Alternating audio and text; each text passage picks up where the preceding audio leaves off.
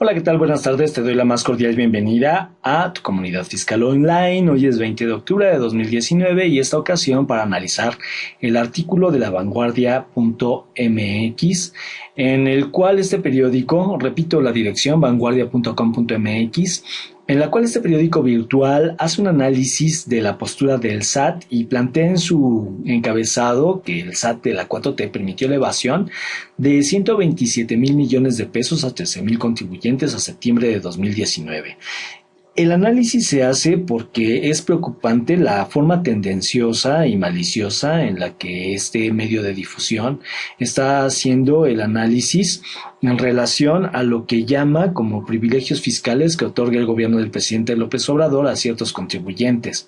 Y abunda el artículo que entre los beneficiados se encuentran boxeadores, se encuentran notarios, dueños de casinos, incluso también personas investigadas por la venta de una casa a Emilio Lozoya Austin, es director de Petróleos Mexicanos, quien efectivamente actualmente su calidad legal se encuentra cuestionada en relación a la posible comisión de actos fraudulentos.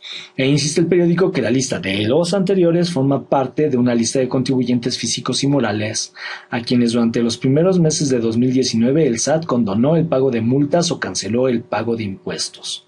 Y lo preocupante es la manera tendenciosa conforme a la cual el propio periódico vanguardia.com.mx está abordando este tema, ya que más adelante menciona que de acuerdo con el listado que publicó el SAT, el Estado permitió la evasión de 120,018,184,061 pesos a través de la cancelación de impuestos.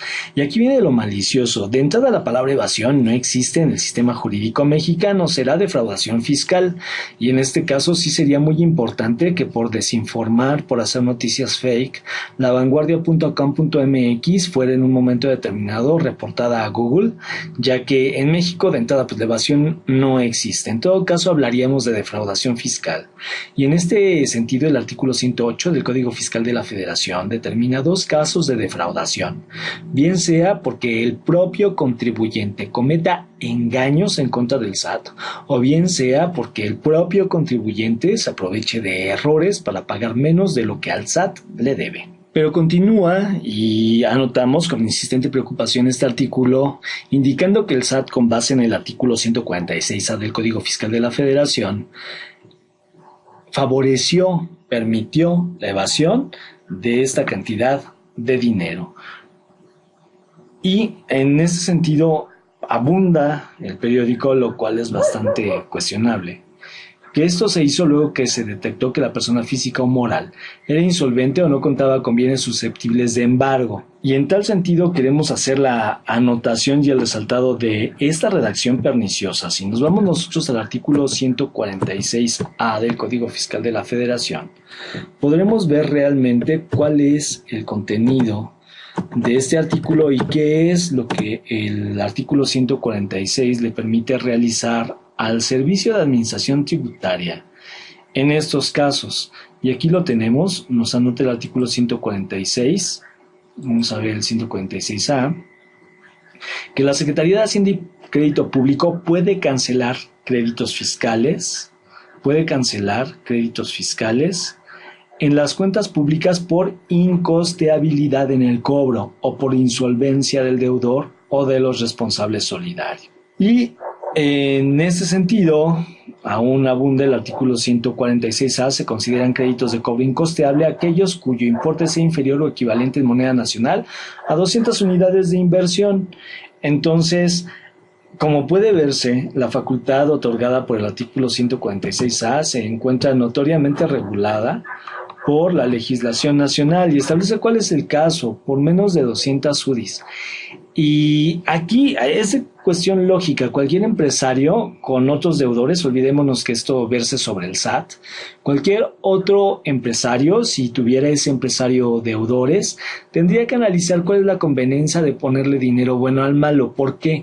Porque existen situaciones en las que esos deudores puede ser que tengan créditos tan pequeños que si el empresario contrata abogados, la pura contratación va a ser lo suficientemente cara como para meter en problemas financieros a ese empresario. Y aquí el legislador es lógico y es coherente. Si existen contribuyentes que deben cantidades menores al servicio de administración tributaria, cantidades tales que por el monto no vale la pena, os repito, ponerle dinero bueno al malo, pues ¿para qué perseguir a esos contribuyentes? Lo único que va a lograr el gobierno federal en un acto antieconómico es gastar dinero en perseguir y en tratar de recuperar algo que va a ser mucho menor a lo que hubiera percibido el SAT si se hubiera dedicado a otras tareas. Luego entonces, si se está fundamentando en el artículo 146A, el Estado no está permitiendo la evasión, sino como nos indica el artículo, simple y llanamente se están cancelando créditos que son menores, que son insolventes. ¿Y a qué se debe que sean insolventes? Pues seguramente muchas de estas empresas, tanto morales como de personas físicas, van a ser empresas que no ingresan lo suficiente como para enfrentar o que se les conmine a enfrentar sus obligaciones ante el SAT. Continúa el artículo que mientras que a 1.201 morosos el SAT les condonó el pago de multas por un monto de 426.849.687 pesos en base al artículo del 74 del Código Fiscal de la Federación, luego que los contribuyentes lo solicitaran. Es decir, el periódico se está doliendo tanto de la aplicación del artículo 146, que según ellos es evasión, lo cual es una mentira. Se trata de una cancelación simple y llana de créditos insolventes, y además igual a este periódico le duele que haya multas condonadas con sustento en el artículo 74 del Código Fiscal de la Federación. Y en ese sentido, colocados ya en el contenido del artículo 74 del Código Fiscal de la Federación, nosotros podemos observar que la Secretaría de Hacienda y Crédito Público está facultada precisamente para condonar el 100% de las multas por infracción, ya sea fiscal o aduanera, aún determinadas por el propio contribuyente, cuando se tramiten las solicitudes de condonación y cuando hayan quedado firmes en un acto administrativo dichas multas.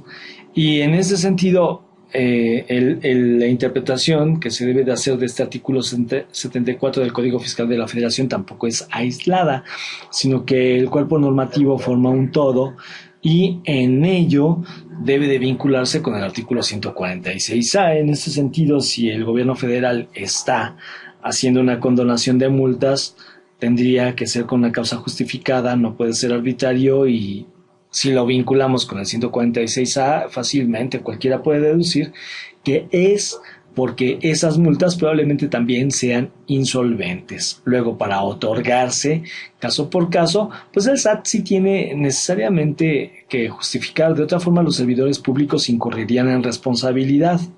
Con lo cual es posible insistir que al momento de leer este tipo de artículos sí es muy importante que como contribuyentes recurramos a las fuentes normativas e igualmente los analicemos con diversa suspicacia, ya que si bien es cierto, últimamente, hoy es 20 de octubre de 2019, hay varios actos legislativos y gubernamentales que sí son reprochables al gobierno de Andrés Manuel López Obrador.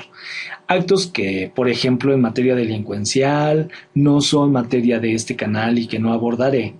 Sin embargo, en materia tributaria sí resulta injusta esta apreciación, ya que de esta cancelación y de estas condonaciones podría depender la supervivencia de empresarios que solo por el hecho de ser multados actualmente y dada la recesión, aunque el gobierno federal no lo admita, con estas multas y con estas sanciones, con estos impuestos de cobrarse, siendo ya muy frágil su situación económica, puede ser que el SAT los termine quebrando. Entonces, teniendo sensibilidad política, en lo particular, quien es titular de este canal sostiene que es válida la posición del gobierno federal cuando éste determina el establecer el cancelamiento, que no evasión, y la condonación, que tampoco es evasión, de estos tributos. En conclusión, podemos decir que hay que tener mucho cuidado con las fake news, aún de periódicos digitales, ya que bien sea porque exista una mala fe o bien sea porque haya un error de apreciación, ya que muchas veces los periodistas ni siquiera están especializados, sino que hablan por simples creencias, llegan a generar precisamente una postura netamente tendenciosa que puede incluso provocar mayores daños sociales. ¿Y aquí cuál sería el daño social? Insistimos que el solo hecho del cobro de esta multa, por una parte al gobierno le genere gastos superiores a las facultades de cobro y a lo que se va a recuperar, y en segundo término que igualmente el cobro de estas cantidades termine quebrando pequeñas empresas que sostienen familias. Es sabido que en México la principal fuente de empleo son los microempresarios, y por lo cual sí debería de tener mayor cuidado la vanguardia al emitir este tipo de apreciaciones. Ojalá su editorial sea más prudente y cuando realicen sus artículos y sus publicaciones no lo hagan de forma tendenciosa. Te agradezco infinitamente la visualización. Mi nombre ha sido José Antonio Pipil Huasco Ramírez. Nos estamos viendo. Hasta luego.